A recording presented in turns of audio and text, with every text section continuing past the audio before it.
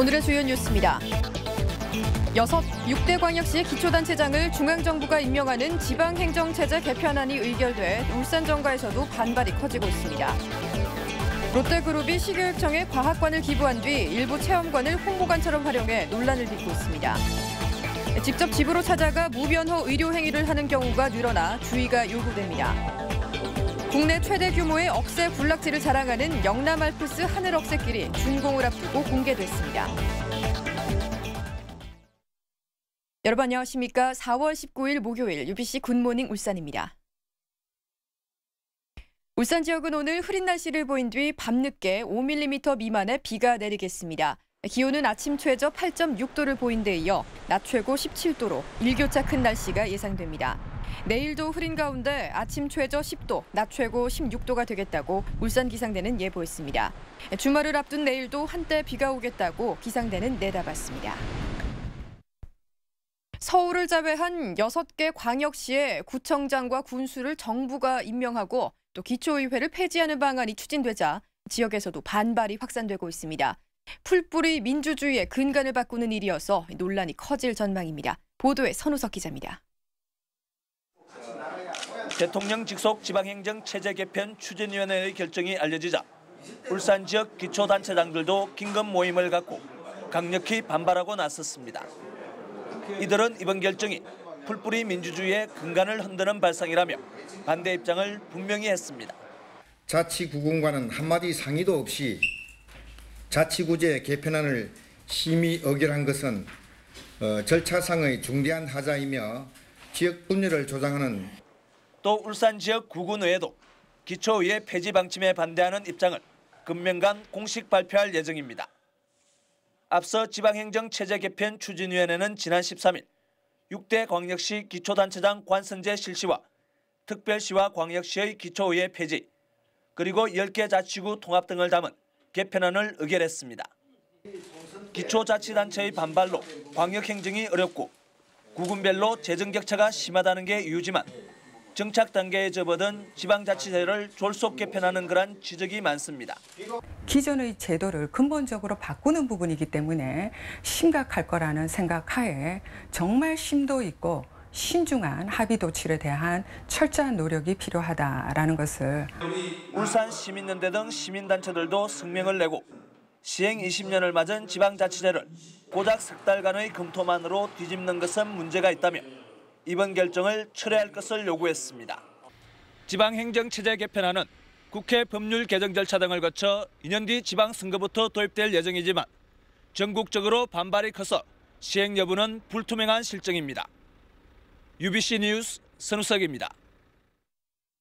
롯데그룹이 자신들이 기부한 울산과학관에 자사 제품을 홍보하는 체험관을 운영하고 있습니다. 이 체험관과 운영 사무실 모두 무상 임대 형식으로 사용하고 있습니다. 이영남 기자가 보도합니다. 울산시 교육청이 지난해 3월부터 운영에 들어간 울산과학관. 체험 위주의 과학시설로 최근 1년 동안 39만 명이 방문할 정도로 인기를 끌고 있습니다. 그런데 과학관 1층에 롯데그룹이 무상 임대에 운영하는 롯티로리 체험관이 논란에 휩싸였습니다. 어린이를 위한 체험관인데 아이스크림과 초콜릿, 껌, 놀이공원 등 롯데 제품과 시설을 홍보하고 있습니다. 롯데라는 기업이 있어서 정말 다행이에요. 상업적이란 지적이 나오고 있습니다. 과학관에 왜 이게 있지라고 생각했어요. 저는 그냥 롯데 과자통이 너무 많더라고요. 아, 그랬어요? 예. 울산과학관은 롯데 측이 울산시 교육청 부지에 240억 원짜리 건물을 지어 기부한 시설입니다. 과학관 측은 어린이 교육 활동에 도움이 될 것 같아 롯데 측의 체험관 운영을 제안했다고 밝혔습니다. 이제 만드는 과정 같은 거는 상당히 과학적인 어떻게 어떤 과정에서 만들어지는지 그걸 과자가 만들어지는 과정. 그 과학교실 쪽에서 요청을 했었으니까 들어간 그건 입증을 하거든요. 롯데그룹은 체험관과 함께 운영 사무실도 무상 임대로 사용하고 있습니다. 논란이 일자 울산시 교육청은 3년 동안의 위탁 운영이 끝나면 해당 체험관을 변경하는 것을 검토하고 있다고 밝혔습니다. SK의 울산대공원과 S-오일의 태화로 등 최근 들어 기업 이윤을 지역사회로 되돌려주는 기업 문화가 확산되고 있는 가운데 롯데그룹의 울산과학관은 개운찮은 뒷맛을 남기고 있습니다. UBC 뉴스 이영남입니다. 불법 사금융 피해가 해마다 늘어나자 경찰이 전담 수사팀을 꾸리고 다음 달까지 대대적인 특별 단속을 펴기로 했습니다. 조윤호 기자의 보도입니다. 지난해 개봉한 영화 불량남녀입니다. 6,800만 원의 사채빚을 떠안은 신용불량자 형사와 이를 독촉하는 상담원과의 이야기를 코믹하게 그렸습니다. 하지만 현실에서 부딪히는 불법 사금융은 전혀 다른 이야기입니다. 지난해 2월 40살 정모 씨는 대출 광고 명함을 보고 300만 원을 빌렸다가 무려 415%의 이자를 물게 됐습니다. 중개 수수료까지 내라는 계속된 독촉과 폭행에 자살까지 시도하기에 이르렀습니다. 대출 대금을 받고 나서 수수료를 10%를 달라고 하면서 너무 그것도 요구하는 게 단 몇 시간 늦은 시간에도 전화를 달라고 했고. 올 들어 지난달까지 울산 지역에서 불법 사금융과 대출 사기로 인해 경찰에 접수된 건수만 200여 건, 한 달 평균 70건씩 발생하고 있습니다. 경찰은 불법 사금융 전담 수사팀을 발족하고 다음 달 말까지 특별 단속을 벌이기로 했습니다. 살인적 이율의 고금리라든지 안 그러면 무등록, 그러면 지금 모직자라든지 학생들을 상대로 하는 그런 고리사체, 집을 방문해가지고 변제를 독촉한다든지 안 그러면 뭐 폭력을 행사하다든지. 경찰은 무등록 업체는 물론 울산 지역에 등록된 대부업체 243개 가운데 상당수도 불법을 저지르고 있다며 주의를 당부했습니다. UBC 뉴스 조인호입니다. 한의사를 사칭해 불법 시술을 해온 일당이 경찰에 붙잡혔습니다. 직접 집으로 찾아가 무면허 성형 시술을 하는 일까지 벌어지는 등 불법 의료 행위가 판치고 있습니다. 윤경재 기자가 취재했습니다. 한의원에서나 볼 수 있는 의료기구들입니다. 59살 신모 씨 등 2명이 불법 시술에 사용한 것들입니다. 동종 전과가 있는 이들은 뇌경색 환자 57살 이모 씨에게 피를 뽑고 침을 놓는 등 2차례 불법 시술로 1,420만 원을 받아 챙겼습니다. 침을 찔러가지고 마음을 쓰는 그런 거하고요. 알몸으로 천막 같은 데 들어가서 안 내고. 신 씨 일당은 한의사를 사칭해 중증 환자를 상대로 불법 시술을 벌였습니다. 그러나 이들은 한글조차 제대로 몰랐고 한의학에 대한 전문 지식은 전혀 없었습니다. 최근엔 불법 방문 보톡스 시술까지 등장했습니다. 입소문을 듣고 전화를 걸면 집으로 직접 찾아와 보톡스를 놔주는 겁니다. 주부들 사이에선 모르는 사람이 없을 정도. 성형외과에서 일하던 이들이 약품을 사서 불법 시술을 하는 것으로 알려졌습니다. 관상 보는 사람, 관상을 보고 여기 주사를 좀 더 주면 좋겠다. 뭐 이런 식으로 얘기를 하면 거기 맞게끔 주사. 불법 시술 같은 경우에는 정식 보톡스를 쓰지 않고 액체 실리콘이나 다른 허가받지 않는 이상한 제품을 씀으로 인해서 피부 괴사가 일어나기도 하고. 싼 맛에 불법 시술을 받지만 자칫 생명까지 위협할 수 있다고 전문의들은 경고합니다. UBC 뉴스 윤경재입니다.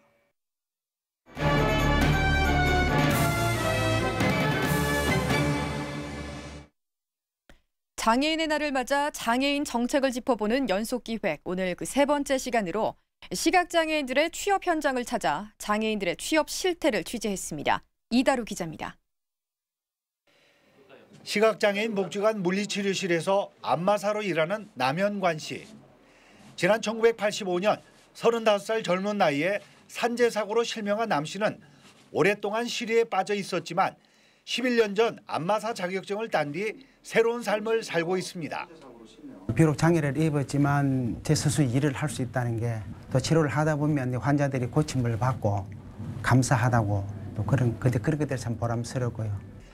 하지만 울산에서 남 씨처럼 안마사 자격증을 갖고 헬스키퍼로 취업한 장애인은 그야말로 행운입니다.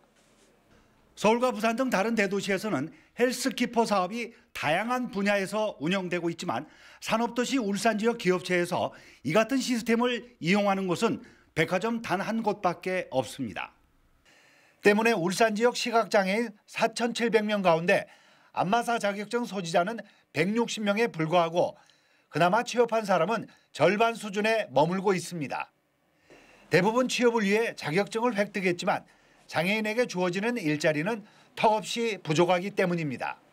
이 대기업에서 우리 안마사들을 그 헬스키퍼로 고용을 하면 직원들도 헬스키퍼에게 지를 받고 그만큼 또 그 뭐 건강한 신체적 장애가 있지만 전문적인 자격을 가진 장애인들에 대한 일자리 확충이 시급한 실정입니다. UBC 뉴스 이다루입니다. 국내 최대 규모의 억새 군락지를 자랑하는 영남 알프스 하늘 억새길 정비가 마무리됐습니다. 오는 21일 준공식을 앞둔 이 하늘 억새길을 김익현 기자가 미리 걸어봤습니다. 1000m가 넘는 아름다운 봉우리들을 연결하는 하늘 억새길은 명품 산길입니다. 15억 원을 투입해 지난 1년간 정비를 한 이 길은 자연 훼손을 최대한 억제하고 보행자 안전시설 설치 위주로 정비했습니다. 파란 하늘과 노란 억새, 기암괴석과 산안의 경치가 어우러진 풍경은 등산객들의 탄성을 자아냅니다. 막상 와서 보니까 그 이름을 참 잘 지은 것 같아요. 하늘하고 억새하고 맞닿은 것 같아가지고. 그래서 울산 사람들뿐만 아니라 주변의 사람들까지도 오면 굉장한 명사가 될 것 같습니다. 5개 구간의 길이 29.7km. 걸어서 16시간이 걸리는 이 길은 자연과 맞닿아 있습니다. 길을 따라 걷다 보면 단조늪과 산들늪 등 생명의 보고 습지에다 각종 희귀 동식물도 만날 수 있기 때문입니다. 금년에 만들어지는 영남 알프스 둘레길, 또 울산 어울길과 함께 우리 산업도시 울산의 새로운 오아시스가 될 것으로 기대가 됩니다. 울산시는 하늘 억새길이 있는 영남 알프스를 세계에 알리기 위해 알프스의 본고장 스위스는 물론 중국, 일본, 뉴질랜드 등 알프스라는 산 이름을 쓰는 나라들과 교류에 나섰습니다. 사람과 자연을 이어주는 하늘 억새길이 영남 알프스가 세계적인 산악 관광 명소로 자리 잡는 길을 마련해 줄지 주목됩니다. UBC 뉴스 김익현입니다. 울주군이 고유가 시대를 맞아 품질과 가격, 편의시설 등 3박자를 갖춘 베스트 주유소 10곳을 선정해 군청 홈페이지에 공개했습니다. 울주군은 지역 120개 주유소를 대상으로 가격과 행정처분 유무, 직원의 친절도 등을 평가해 선정했다고 밝혔습니다. 울산시는 지난달 2일부터 한 달간 대학생 자원봉사잔을 모집한 결과 지역 전체 대학생 수의 28.5%인 7,172명이 참여했다고 밝혔습니다. 학교별로는 유니스트가 전교생의 84.6%가 봉사단에 참여했고 울산과학대는 45.1%, 울산대학교는 13%가 가입한 것으로 나타났습니다. 울산시는 행락철을 맞아 실시한 놀이시설과 공원시설 등 74곳을 대상으로 한 안전점검에서 위반사항 21건을 적발했다고 밝혔습니다. 분야별로는 건축 12건, 가스 6건, 전기 2건 등입니다. 울산시는 가스시설 지적사항 5건은 현장에서 시정 조치하고 건축물 누수나 균열, 놀이시설 안전 미비 등 16건은 관리인에게 시정하도록 통보했습니다. 네, 이상으로 UBC 굿모닝 울산 마칩니다. 고맙습니다.